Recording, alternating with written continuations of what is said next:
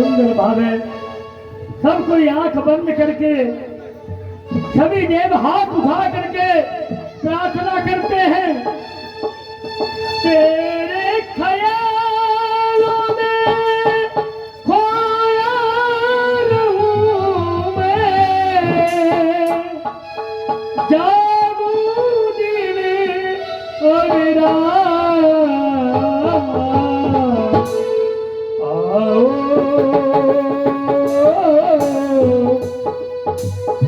आ जाओ भोलेनाथ। हर हर गंगे हर हर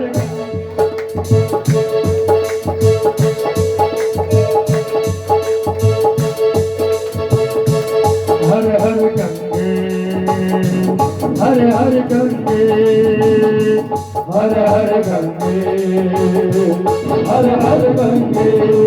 सभी भाई बोलिए हर हर गंगे हर हर गंगे हर हर गंगे हर हर गंगे।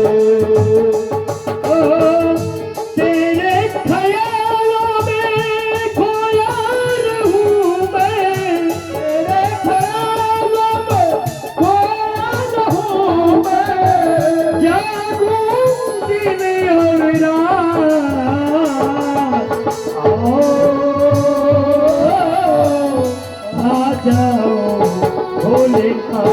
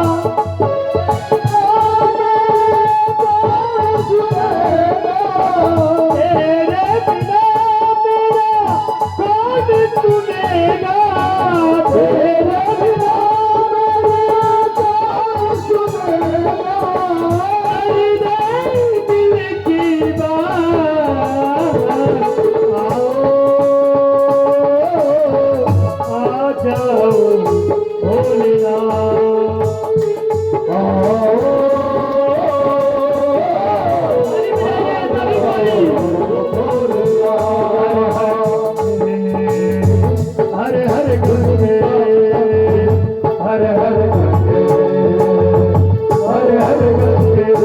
हर महादेव।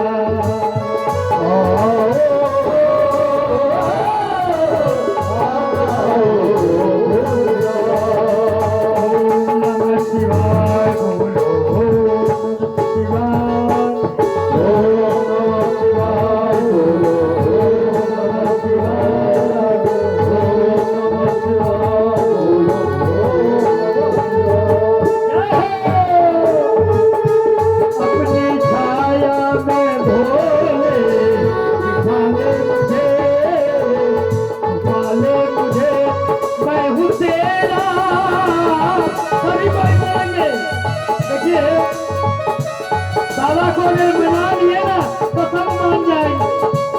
अपनी छाया में भोले बिठा ले मुझे, हाँ छुपा ले मुझे, मैं हूँ तेरा तू अपना, बना ले मुझे बाबा, बना ले मुझे छाया।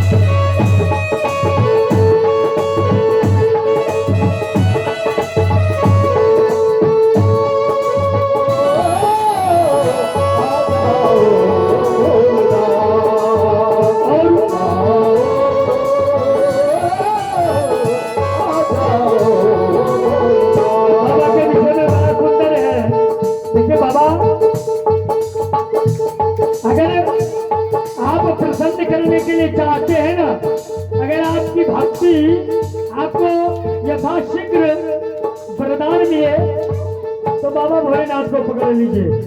ये झट से वरदान देने वाले हैं, आपके सब संकट झट से दूर करने वाले हैं।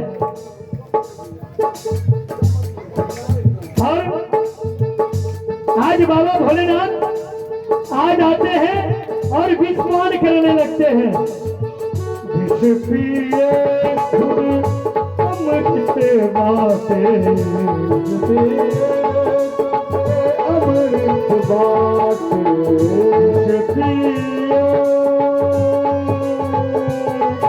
भोलेनाथ, ओ भोलेनाथ, ओ भोलेनाथ, विष पिए खुद अमृत बाटे, विष पिए खुद अमृत बाटे, विष पिए खुद अमृत बाटे, विष पिए खुद अमृत बाटे, तुम सब कोई रानी, विष पिए खुद अमृत बाटे, तुम सब कोई रानी,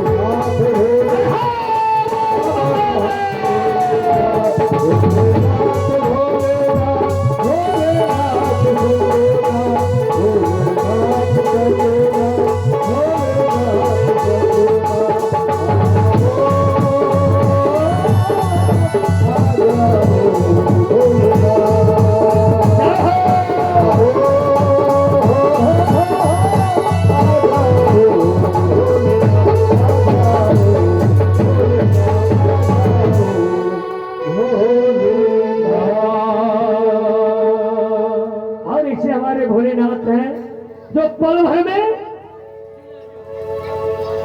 दौड़े चले आए देव की रक्षा के लिए, देवताओं की रक्षा के लिए, दैत्यों की रक्षा के लिए।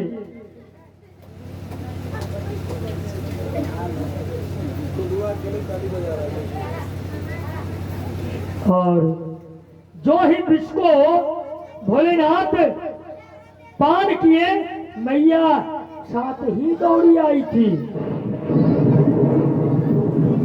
अच्छा, अगर यदि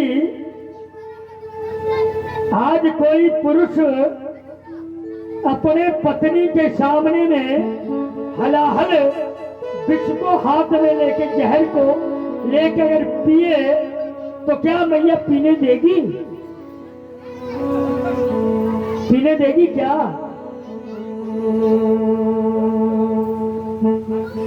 पार्वती मैया विष को पीने से नहीं रोकी, सिर्फ एक ही बात बोली मैया कि ध्यान दीजिएगा स्वामी, आपके हृदय में श्री राम प्रभु हैं। स्वामी ध्यान दीजिएगा, आपके हृदय में श्री राम प्रभु है। आज भी अगर किसी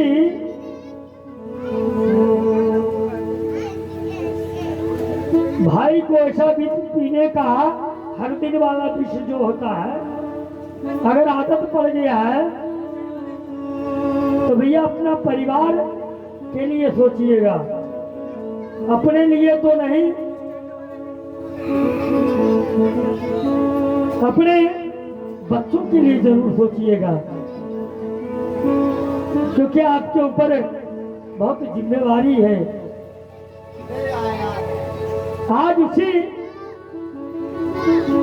भोलेनाथ का नाम लेकर के अपने आप छुप जाते हैं। भोलेनाथ तो भांग पिए खेले हैं,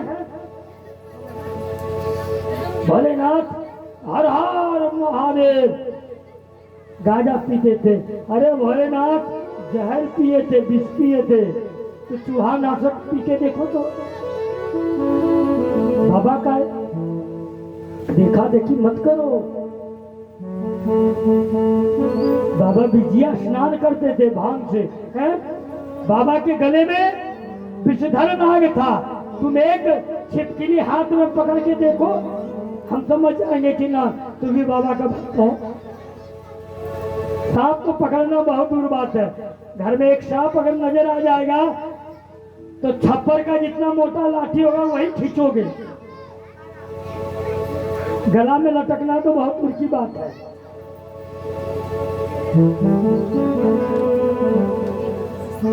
तो भैया भोलेनाथ भोलेनाथ है। इसी तरह से बाबा विषपान किए, जिस समय हलाहल विष निकला, बाबा के गले में अनेक प्रकार का सर्प था। एक सर्प उस विष का सिर्फ वास लिया, वास जो नहीं गर्म पानी देखते हैं तो गला में टंगा हुआ था ना, तो बाबा पी रहे थे ना, तो वो वास ले लिया थोड़ा सा।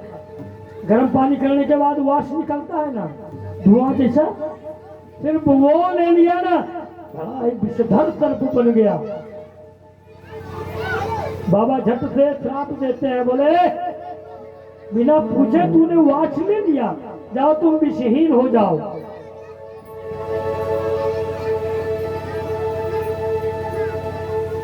तो भाई इस प्रकार से समुद्र मंथन जारी रहा।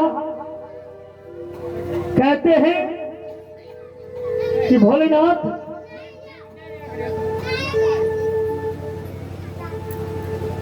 अब जब फिर से समुद्र मंथन जारी हुआ तो उसमें से दूसरा में कामधेनु प्रकट हुई और कामधेनु गाय को ऋषि मुनि ने ग्रहण किया। तीसरा में उच्च श्रवा घोड़ा, जो कि अभी इसके बाद बलि दैत्य का आप कथा श्रवण करेंगे झांकी के द्वारा। वो उच्च सेवा घोड़ा लिया, ऐरावत हाथी जो कि देवताओं के राजा इंद्र लिए, कौस्तुक मणि निकला, 5वां में कौस्तुक मणि निकला। वो भगवान स्वयं नारायण अजित भगवान धारण किए। बोलिए प्रेम से अजित भगवान की जय। और छठे में कल्प वृक्ष निकला जो देवताओं ने स्वर्ग ले गए। आज भी कल्प वृक्ष स्वर्ग में ही है। और 7वें में स्वयं मैया लक्ष्मी निकली। देखिए भाई, लक्ष्मी के पिता कौन है? लक्ष्मी माता के पिताजी कौन है? सागर है, समुद्र है। इनके भाई शंख हैं। इसीलिए लक्ष्मी पूजा में कभी भी भूल से शंख मत बजवाइएगा पंडित जी से। शाम के समय में कभी भी शंख मत बजवाइएगा, क्योंकि शाम में जो हम घर में दीपक जलाते हैं, घंटी बजाते हैं ना, वो लक्ष्मी आने के लिए। और इनके भाई हैं शंख हैं। अगर ये हमारे देखिए शाला बाबू है, समझ रहे हैं ना। और अगर यदि इनकी बहन के आगे हम इनको कुछ बोलेंगे ना, तो इनको तो बुरा नहीं लगेगा जितना इनकी बहन को लगेगा। तो इसलिए शंख नहीं बजाया जाता है।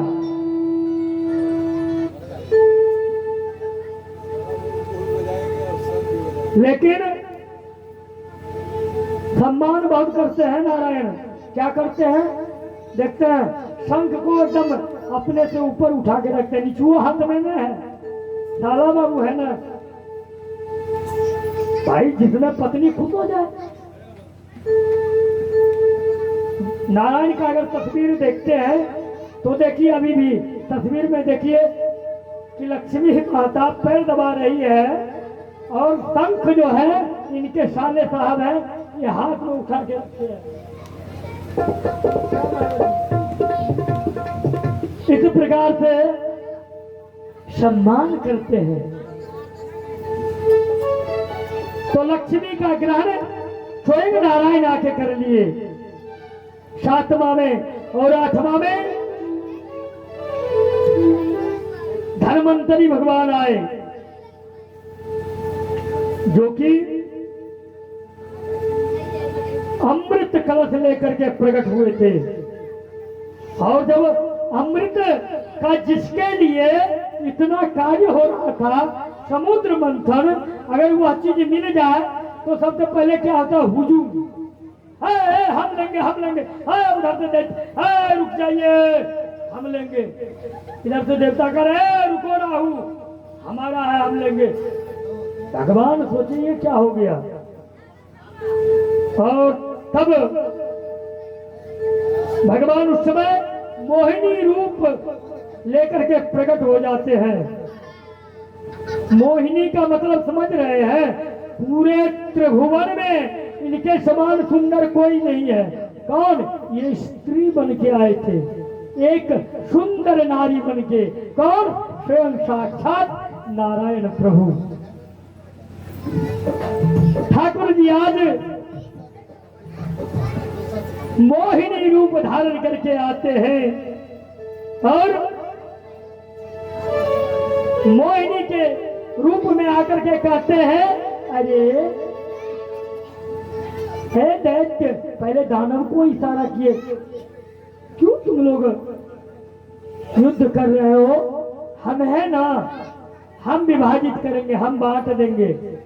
इनके रूप को देख करके सब दैत्य जहां खड़े थे वहीं खड़े रह गए, हिले भी नहीं।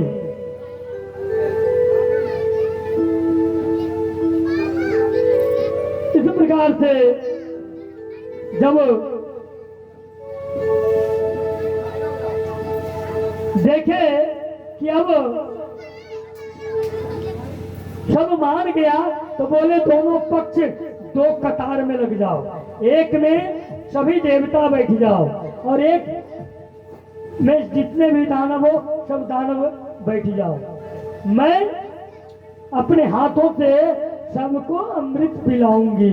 स्वयं नारायण प्रभु मोहिनी रूप धारण करके सबको बरगला दिए, सबको मोहित कर दिए, इसीलिए तो मोहिनी रूप बनाए। और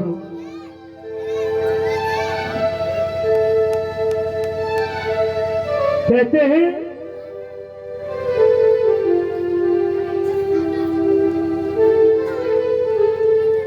जब सब देवता बैठ गए तो ये अपने कमर पे उस अमृत को लेकर के चलने लगे, मटक मटक करके। नारायण लीलाधारी भगवान। सभी देवी देवता समझ रहे थे कि ये परम पिता परमात्मा है, लेकिन दैत्य जान रहे थे कि ये मोहिनी रूप धारण करें, इसके हाथ से अमृत पी लेंगे तो अमृत से तो ज्यादा इनका हाथ का पिलाया हुआ काम करे। कामी पुरुष होते हैं वो जिनका पुरुष रहता है।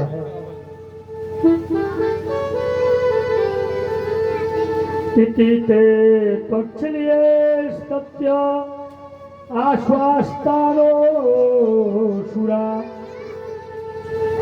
जह भर्वो गंभीरं ददोक्षामृत भाजनम।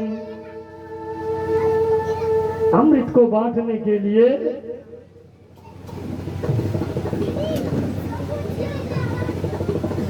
अब मोहिनी भगवान चलने लगते हैं, लेकिन रे भाई इसमें से मोहिनी भगवान देखे तो एक दैत्य बारात उसमें चालू था, तेज था, वो था राहुल। उसका नाम था राहुल। क्या था? राहुल। हाँ? जब देखा कि अब पहला पंगत देवताओं के तरफ ही ये मोहिनी बांटेगी, तो उसमें से कुछ दैत्य को उसकाया है। पहले बोलो इधर से देगी, वो इधर से बांटेगी। जब वो उसका दिया सब दैत्य को, तो दैत्य हल्ला करने, सुनिए इधर से चालू होगा। बोले रे पगले, अमृत का जो गाढ़ा है ना वो नीचे बैठा हुआ है, ऊपर में पानी पानी जैसा है। पहले इसी को देवताओं को पिलाने दो ना, गाढ़ा वाला घूमेगा उधर। हाँ ठीक बोली, अब हम समझ गए। हाँ ठीक है, आप जैसे करिए। बोला रे उसमें राहुल बोला नहीं, ऐसा नहीं हो सकता, इधर से चालू कीजिए। वो दैत्य चालू था, वो बोला कोई मेरा बात नहीं मानेगा। वो झट से क्या किया कि रूप चेंज किया और चंद्रमा और सूर्य दोनों बैठे थे, उसके आगे बीच में ही बैठ गया। मोहिनी भगवान अमृत पिलाते पिलाते आए और जो ही चंद्रमा को दिए कि चंद्रमा एक घूंट लेकर के और भगवान के तरफ देखते हैं और इशारा करते, मेरा बगल वाला हमारे जैसा नहीं है, ये दूसरा जैसा लग रहा है। तब तक सूर्य ने इशारा कर दिए तो उनके बगल में थे, प्रभु रुकिए, प्रभु रुकिए। जो ही इतना किए तब तक परमात्मा के अमृत घड़ा से राहुल नाम का जो राक्षस था, हाथ ऐसे किया था, उसके हाथ में चला गया और झट से उंगली चाट गया। पीना तो बहुत दूर की बात है, झट से उंगली चाट गया। बोला अगर देर करेंगे तो हम जाएंगे काम से, लेकिन परमात्मा भी कम नहीं थे, झट से अपना सुदर्शन को आज्ञा दिए। सब देखते क्या हो, सर धड़ से अलग करो जितना शीघ्र हो। और सुदर्शन उसके सर को काट दिया। अब क्या दृश्य, सभी देवता देखने लगे। अब सब फिर युद्ध के लिए तैयार हो गए कि हमारे पक्ष को मारा गया। देवता भगवान नारायण झट से गरुड़ जी को थमा देते, अमृत लेके भागो, देखो मत यहाँ रहना भी मत, यथाशीघ्र लेके वैकुंठ भागो इस अमृत को। और उस अमृत को जब गरुड़ जी ले जा रहे थे तो थोड़ा सा दो चार बूंद अमृत गिरा, जो कि आज महाकुंभ लगा है ना, जो हम लोग महाकुंभ के नाम से स्नान किए, तो वो क्या था, वही अमृत का स्नान था। आज गए ना हम लोग, हर जगह लगता है, नासिक में लगता है, हरिद्वार में लगता है। इस प्रकार से अमृत फिर पुनः स्वर्ग लोक चला गया। फिर से युद्ध चालू हो गया।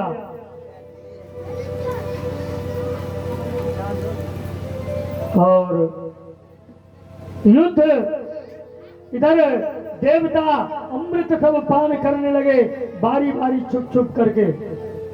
तुझे अपना घर में रखा गया ना भाई, वैकुंठ में रखा गया।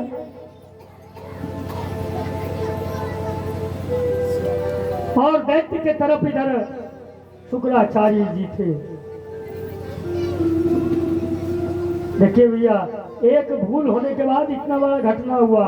वो भूल के लिए तो हम बताए पहले क्या है, ये दुर्वासा जी का माला का अपमान है। ये जो कथा हम सुन रहे हैं वहीं से ये कथा है। तो कहते हैं कि अब युद्ध होने लगा, सब देवता छुप गए। इनके मुख्य रूप से देवासुर संग्राम हुआ, महायुद्ध। और महायुद्ध में सभी देवता छुप गए। हम तो कहते हैं कि सब देवता धीरे धीरे अंतर ध्यान होने लगे। वैकुंठ गए, बोले कोई उपाय करिए स्वामी। परम पिता परमेश्वर और नारद जी जाकर के माता दिति कश्यप मुनि की दूसरी पत्नी दिति, उनसे कहते हैं जाकर के आप पयोव्रत करें, जिसे हम सब माताएं कहते हैं प्रदोष, है ना। प्रदोष व्रत करते हैं ना, किस लिए करते हैं? अपने पुत्र के लिए, अपने पति की आयु के लिए। सभी माताएं करती हैं, इसमें प्रायः माता करती है प्रदोष व्रत। और